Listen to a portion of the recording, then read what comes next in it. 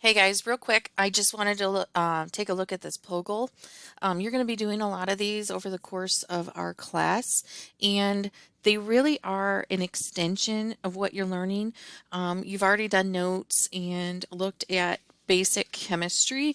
Now, you're not going to be expected to know everything on the sheet. That's why it's more of a group project, and I want you to use the discussion table or the discussion board below this assignment to talk to each other and help each other out on this assignment, bounce ideas off of each other, things like that.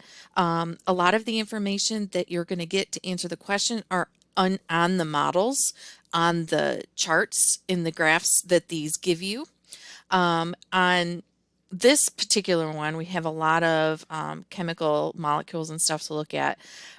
These are Word documents that I've set up to be fillable, which means that you're just going to click on any of these boxes that say click or enter a text, and you'll just start typing, and that's where you'll put any words.